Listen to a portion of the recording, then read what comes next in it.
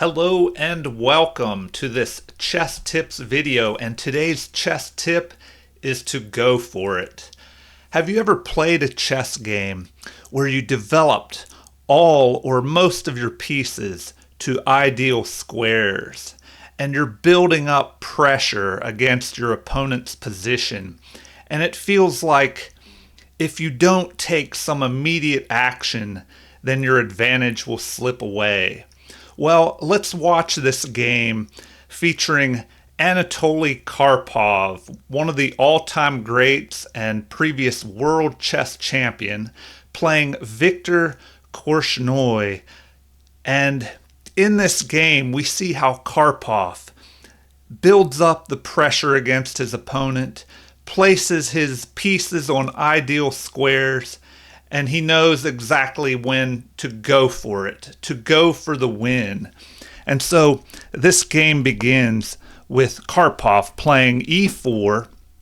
Korchnoi responds with c5, the Sicilian defense. And now knight to f3 and d6. And the continuation here is d4 for an open Sicilian, where the c-pawn will capture this center pawn, the knight recaptures, and then knight to f6 is played, attacking the e4 pawn. So Karpov defends, and now g6 is played, which will be the dragon, the Sicilian dragon. A very exciting opening in the Sicilian defense. So next we have bishop to e3. And in this variation, it looks like the knight can just attack this bishop, which is developed here. But this would be too soon to go for the win. And if instead of this move, bishop to g7, which would allow the king to castle, if knight to g4 was played attacking this bishop, well, this would be a mistake because bishop to b5 could be played, and the computer would give the best continuation to be knight to c6 here. But already white would have a winning advantage after exchanges here and a fork of the rook and the king. So black needs to avoid this variation, which would continue like this, and white would just be ahead in material. And so this is a good example of when not to go for it, to make sure that you develop all or most of your pieces before you press forward with some type of attack. So let us continue. In this position, bishop to g7 is played, normal continuation of developing your pieces, and now f3 must be played to avoid this attack on the bishop. Before, the king would not have anywhere to go when that bishop was on f8. But now that the bishop has moved, there is a threat on this bishop. And so the game continues with knight to c6, developing moves, attacking here. But now the queen moves up to d2 here, creating a battery with queen and bishop, which will be able to move the bishop up here to h6 and try and trade off these dark squared bishops, leaving a weakness in black's defenses on the king side. And so Korchnoi, he castles here, bringing his king into safety on the king side, and continuation of development here. Karpov plays bishop to c4, and we notice his pieces, the pawn, knight, and bishop, all put pressure on this d5 square, which is an important point in many Sicilian games, many variations of the Sicilian here. This is a very important square. White wants to prevent this pawn from pushing forward, and also white can try and use d5 as an outpost for his pieces to put pressure on black's position. And so bishop to d7, another developing move, and now Karpov decides to go for it here. He pushes this pawn forward, threatening to begin an attack by further pushing this pawn forward, as we will see. But in this position, the move is ignored, and rook to c8 is played, threatening a counterattack on this bishop, which is unprotected. And so we see how Karpov has an excellent balance between attacking and defense. And here he retreats the bishop, so he takes time out instead of continuing this attack by playing defense, moving the bishop back to b3 where it is safe. And now we have knight to e5, which will allow Korchnoi to swing this knight to c4 here, attacking the queen and the bishop, and white will be forced to trade off his light squared bishop here, and black will gain the bishop pair, a slight advantage an advantage in most games if you have the bishop pair. All right, castling queenside now, which will bring the king to safety here and activate this last remaining piece, which was doing not much here on a1. And the game continues with knight to c4 attacking queen and bishop. And so Karpov trades off the bishop for that knight. The rook recaptures, and now Karpov continues to go for it in this position, pushing this pawn forward, trying to pry open this king side for his rooks, and the game continues with knight capturing this pawn. So here black has gone ahead by 1 pawn's worth of material, but if we look at the computer evaluation, it shows almost half a pawn's worth of material to the advantage for white after having opened up this file for the rooks. And now g4, continuing his attack. The knight is chased away, and now another interesting move here. In the middle of his attack, Karpov takes time out once again for a defensive move. He retreats this knight here where it can help bolster his other knight and help protect his queen side and his king here from any attacks down this open file, perhaps a bishop sacrifice in the future, which would break apart this queen side pawn protection and allow the king to swing in here with some threats. And so the game continues with the queen moving here to a5 to help pile up pressure on this knight, and if the knight were to move, queens could be exchanged. And so Karpov presses forward with his attack, going for it, trading off the bishops, and now the queen and rook are piling up, threatening a mate in 1 here on h7, but for the moment this knight prevents this. So now Karpov must figure out how to get rid of this defending knight. And so in this position, black doubles up his rooks, putting even more pressure down this half-open c-file, and now we see why this knight retreated back to e2 to help defend the c3 knight from the 2 rooks and the queen all piling up here.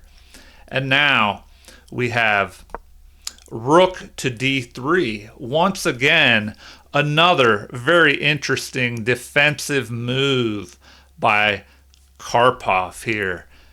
Being able to tell and figure out this delicate balance between offense and defense. So this is a very good move to help defend before he continues his attack on black's king side. And now here, instead of continuing immediately on with the next move of the game, we see that in this position, there are different opportunities for black here. In the game, rook at c4 was moved up here to c5, and this was a mistake. The only mistake in the game that led to, well, we shall see, disaster. So here we have this move was played, and it makes sense why this move was played.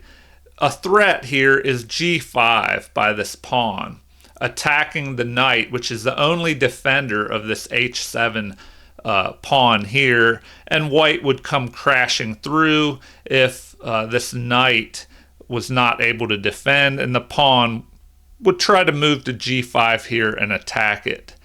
So that is why this was played. Now, if we look at what the computer recommends, so I'll go back. So after white plays this rook to d3 move, the computer prefers bishop to e6 in this position. And so we can take a look at that. What may have happened after bishop to e6?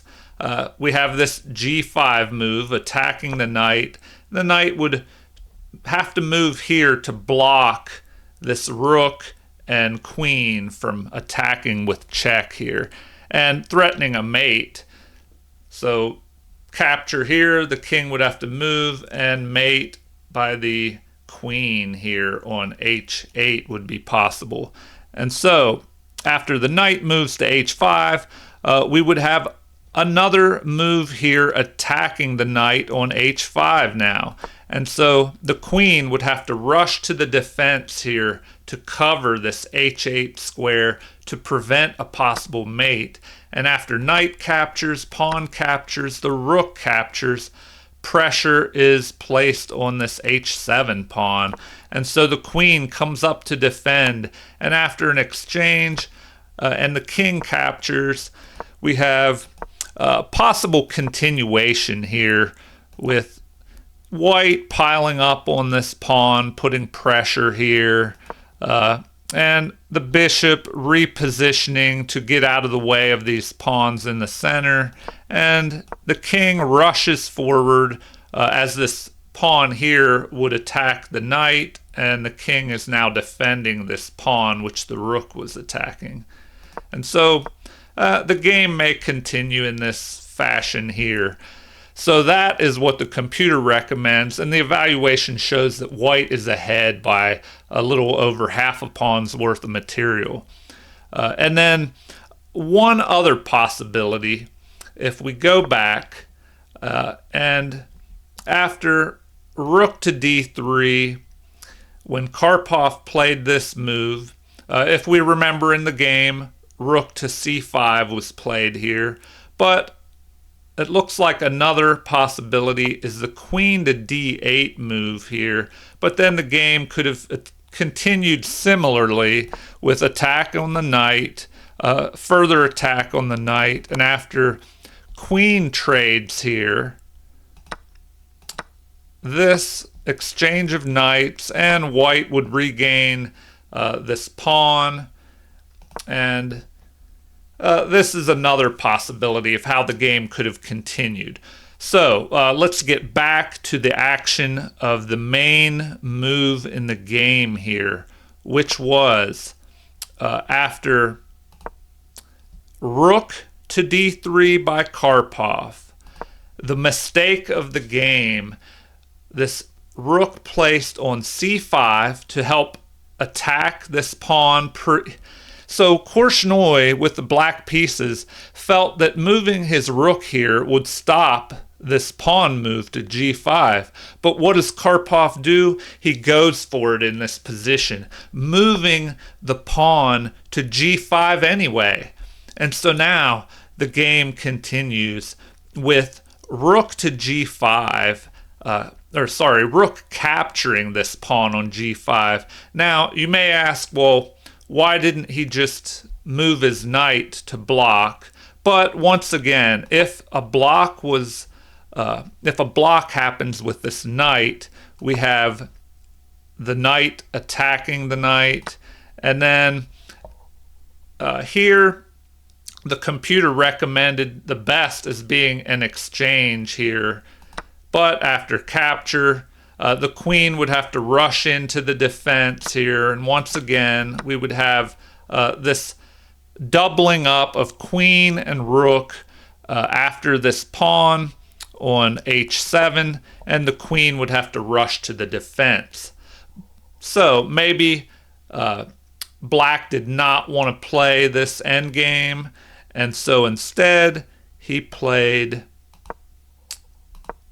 after g5, he captures the pawn. And then the game continues with rook to d5 here. A great move, attacking the queen. The knight cannot capture, or then we would have capture on h7 by the queen and a mate on h8. And so the rook here is forced to capture, and then the knight captures, and now we have the threat of a fork here between the king and the rook. And so Black moves his rook to cover this e7 square.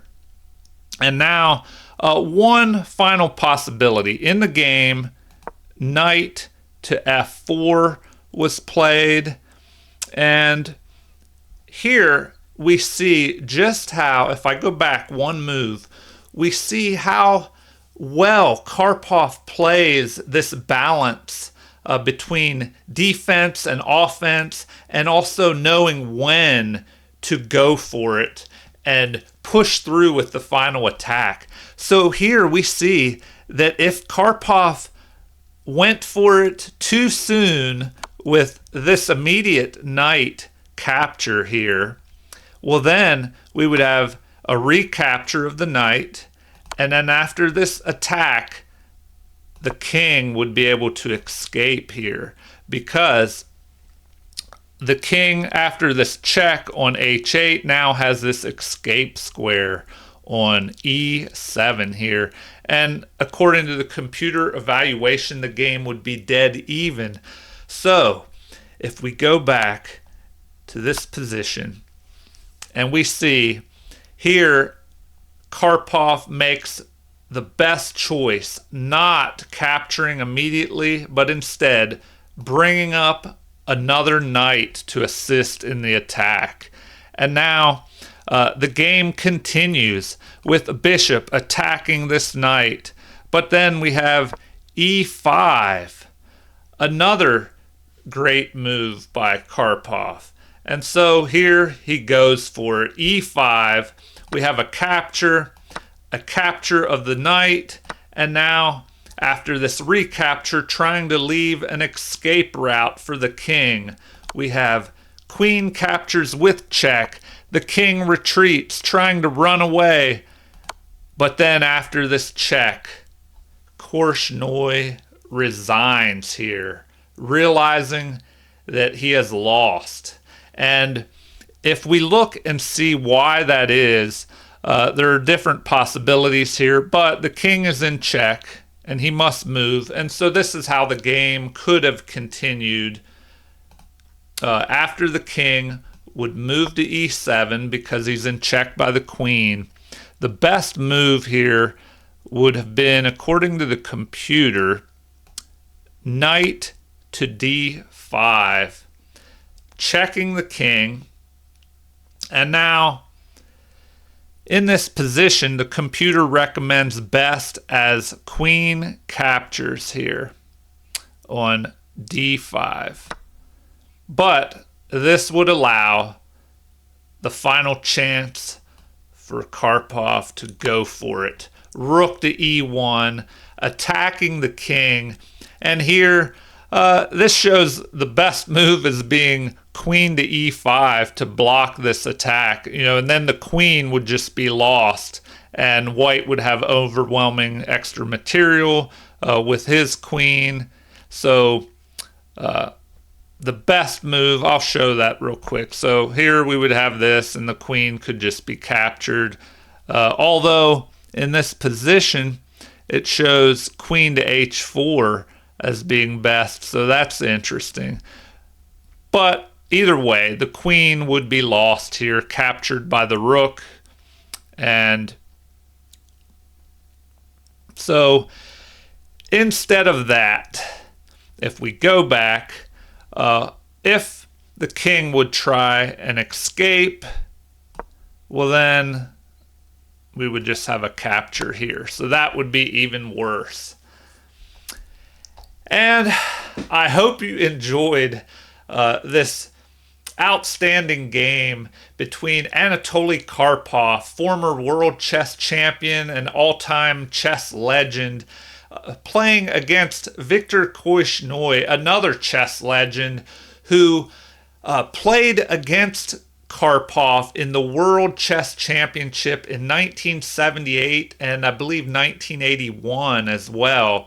And so very close matches between these two. So they were battling it out quite often back in the 70s and early 80s.